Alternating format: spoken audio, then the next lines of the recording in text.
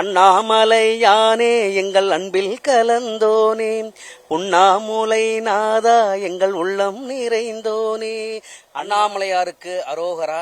இன்னைக்கு மகா தீபம், அதாவது மலையில எல்லாரும் அந்த கண்கொள்ளா காட்சியை இன்னைக்கு மாலை பார்க்கறதுக்காக கோடான கோடி மக்கள் தொலைக்காட்சி வாயிலாகவும் நேரடியாகவும் எதிர்பார்த்துக்கிட்டு இருக்கிறாங்க.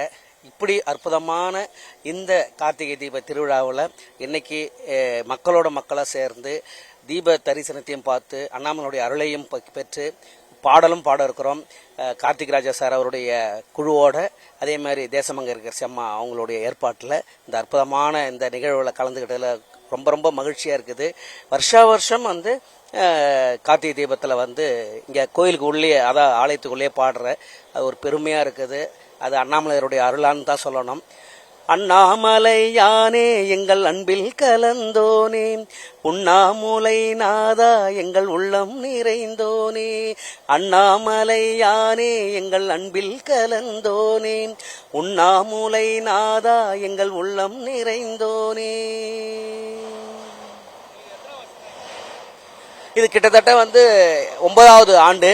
ஏன்னா 2016 பாடுறேன்.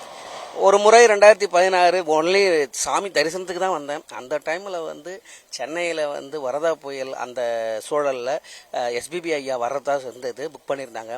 ஆனால் அங்கே நிறைய புயலும் கனமழை காரணமாக அவர் வர முடியாத சூழல் ஆகிட்டுது.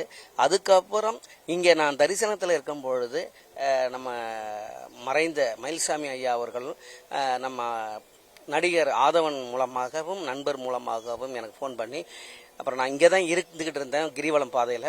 அப்போ உடனேவே திரும்பவும் கூப்பிட்டு மாலை நீங்கள் பாடணும்னு சொல்லி எனக்கு அந்த அழைப்பு கிடச்சிது. அது உண்மையிலேயே அண்ணாமலையாரே அது ஆசீர்வாதம் பண்ணி நமக்கு அந்த வாய்ப்பு கிடைச்ச மாதிரி நான் ஒரு மனசெல்லாம் ரொம்ப நெகிழ்ந்து போனது. அதாவது உடம்பே புல்லரிச்சுது. அப்படிப்பட்ட ஒரு தருணம் அந்த 2016. அதே மாதிரி மேடையிலையும் அந்த தீப தரிசனமும் ஒவ்வொரு கடவுளும் அலங்காரத்தோட காட்சியளிப்பாங்க. அப்போ ஒரே கோஷமாக இருக்கும், சிவபெருமானுடைய கோஷமாக இருக்கும், மக்களுடைய கோஷம். அந்த நேரத்தில் சிவமணி சார் வாய்ச்சி நம்ம பாடினது பெருமையாக இருந்தது. அந்த வருடத்திலிருந்து 2016 இப்போ வரைக்கும் தொடர்ந்து அண்ணாமலையருக்காக பாடுறதுங்கிறது அவருடைய அருள்.